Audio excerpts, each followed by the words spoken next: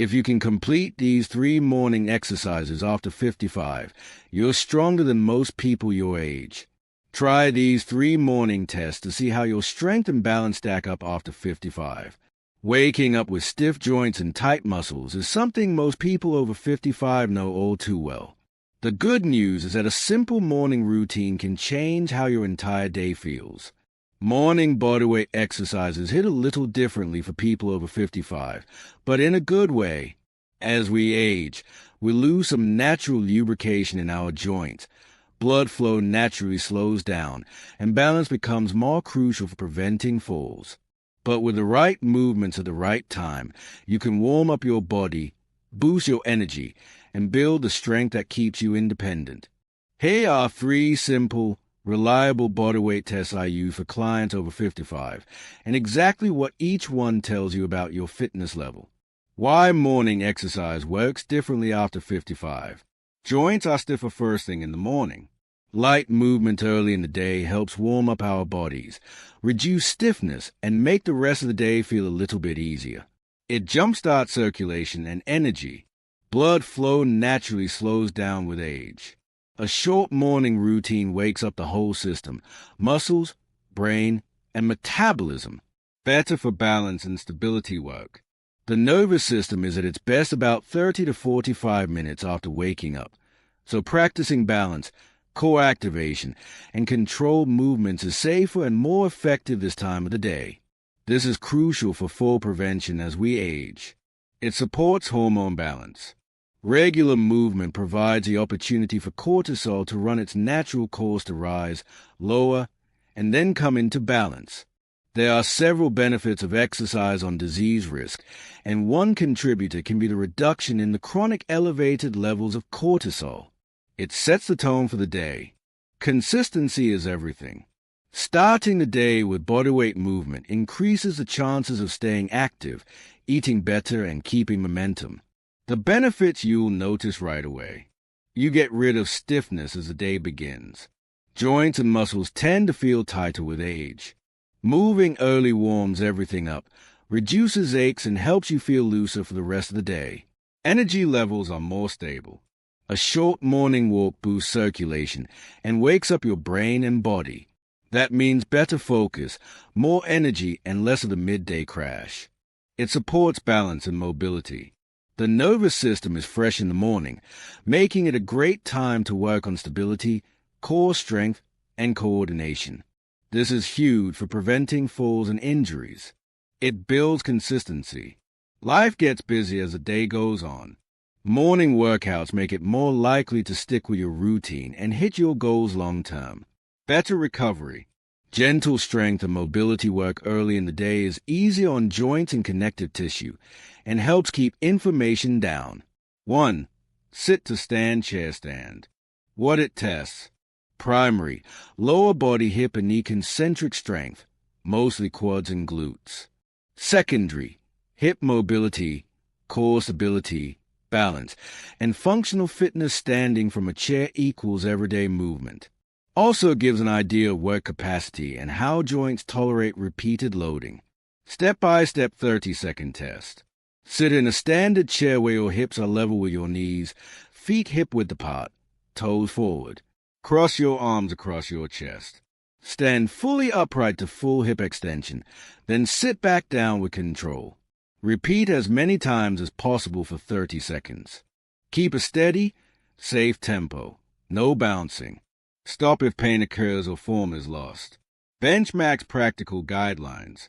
Elite very strong for this age group. More than 16 to 18 stands in 30 seconds. Strong functional. 12 to 16 stands in 30 seconds. Needs improvement are at risk. Fewer than 12 stands in 30 seconds. Keep in mind, these are coaching guidelines, not medical diagnoses. Avoid these mistakes. Don't use momentum or rock your trunk to rise up. Use your leg strength instead. Don't push off with your hands. This hides your true leg strength. Don't do incomplete stands. Make sure you reach full hip extension every time. Don't use a chair that's too high or too low. This changes the difficulty drastically. Don't rush with a fast, uncontrolled tempo. This increases your fall and injury risk. How to make it easier or harder? Easier. Use your arms to push, use a higher chair, or do single representatives with a pause. Harder. Use a lower chair, add a small weighted vest, hold a dumbbell at your chest, or perform single leg sit-to-stand representatives. Tips. Keep your chest up, drive through your heels, squeeze your glutes at the top, and go slow and controlled on the way down. 2. Single leg balance with reach. What it tests. Single leg balance and proprioception full wrist relevance. Posterior chain strength glutes. Hamstrings when performed as a single leg hinge. Hip mobility, ankle stability, and coordination. Stresses core anti-rotation and control. Step-by-step balance test version. Stand by a chair or wall for safety if needed. Shift your weight onto one foot. Keep a soft knee on your standing leg. Slowly hinge bend at your hips, reaching your opposite hand toward the floor or cone in front while letting your free leg move straight back. Keep your spine long and aim for a straight line from your head through your back leg, if mobility allows. Return to upright without touching your free foot down. That's one controlled rep. 4 extra balance wake. Simply stand on one leg and time it. Perform 6 to 8 controlled representatives each side for strength testing and hold single leg balance for time duration. Bench max time balance and controlled representatives. Balance hold. Elite, more than 45 60+ second single leg. Strong, 20 to 45 seconds. Needs improvement, fewer than 15 to 20 seconds. Single leg hinge representatives control plus depth. Elite, 8 to 12 clean representatives each side with good hip hinge and little wobble. Strong, 5 to 8 representatives each side. Needs improvement, fewer than 5 representatives or major loss of balance. Again, use these as coaching benchmarks. Medical conditions change norms. Avoid these mistakes. Don't let your standing hip drop. This indicates a weak glute medius. Don't bend your free legs knee or collapse your trunk. Focus on hinging from your hips. Don't look down. This breaks your alignment and increases instability. Don't rush through your representatives. Maintain control on your return up. How to make it easier or harder. Easier. Hold on to a stable support lightly. Perform supported single leg stand. Or reduce your reach depth. Harder. Increase your reach depth. Slow your tempo 3-second hinge down, 1 second up, or close your eyes for an extra challenge. Tip. Stand tall on one leg and reach with your hips. Think hinge from the hips, not rounding the back. Keep your weight through the center of your foot and your eyes forward. 3. Push-up with progressions. What it tests. Upper body pushing strength chest, anterior delt, triceps.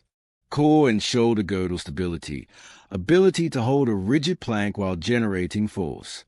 Functional upper body capacity for daily tasks pushing, getting up from the floor, carrying items.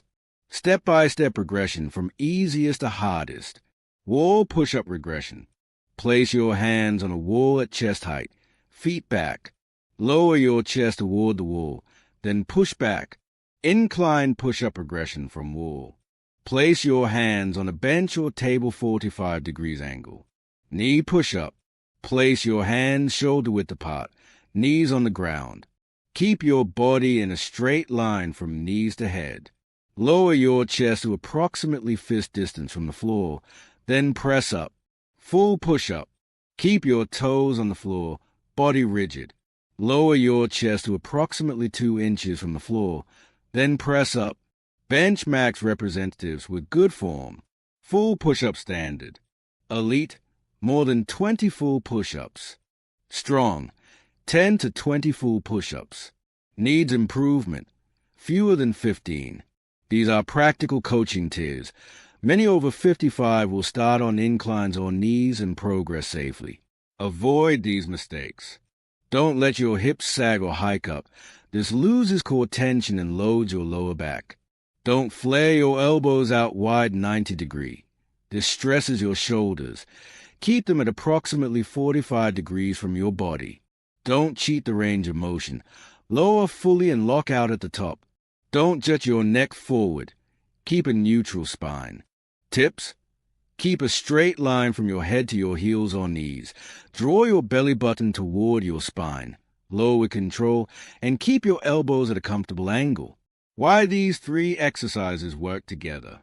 Between them, you cover lower body strength and function sit to stand, single leg balance and hip control single leg reach, and upper body pushing and core control push-up. These bodyweight exercises can be done anywhere and map directly to daily tasks: standing up, walking on uneven ground, pushing doors are objects. Together they flag weaknesses that increase fall risk, reduce independence, or limit exercise progress. How to build these into your routine. Test yourself every 4 to 6 weeks to measure your progress. Focus on quality over quantity. Consistent, controlled representatives beat sloppy, higher rep counts. If you need improvement, start with the easier versions and do 2 to 3 short sets, e.g., 3 sets of 5 to 6 representatives 2 to 3 times per week, plus add short balance holds daily. Always pay attention to pain.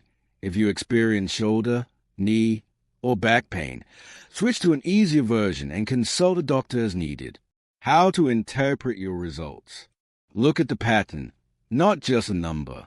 Your scores show how well your body is performing in the 3 pillars of healthy aging: strength, upper and lower body, balance and stability, mobility and control. Most people over 55 are stronger in one category and weaker in another, so what matters most is seeing where you're solid and where you need support. What elite, strong, and needs improvement really mean. Elite. If you landed in the top range, you're performing above average for your age. This means your daily activities likely feel easier. Your strength and balance are protecting you from falls or injuries. You have strong muscular endurance and good movement quality. This is a level where people often feel younger than their age. This does not mean you can stop training.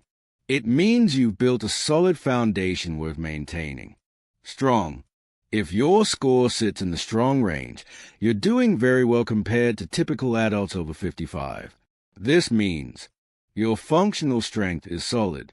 You're moving with control. Your risk of falls or mobility issues is lower. People on this train usually benefit from building consistency and slowly adding progressions. Needs improvement. If you're below the ideal range, you're not failing. You're simply identifying opportunities. Your results usually indicate one or more of the following. Lower body strength needs support sit to stand. Balance or hip stability needs training. Angle leg work.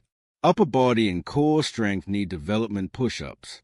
Most adults over 55 fall somewhere in this category at first, especially if they've been inactive, dealing with joint pain, or just haven't trained consistently. These are the people who typically make the fastest progress once they start working on the right things. What your performance is compared to others your age. Here's a simple translation. Above the strong range, you're doing better than the majority of people your age. In the strong range, you're right on track with good functional fitness and aging well. Below the strong range, you're not alone, and you're actually the person who benefits most from strength and mobility work. Progress is expected and normal. Nothing about these tests is about perfection. It's about understanding where you are today and how to move forward safely. If you can't do these exercises, that tells you exactly where you should start. Modifications aren't easy versions. They are the stepping stones that build strength safely and consistently. Most adults over 55 improve quickly once they train at the level that their body is ready.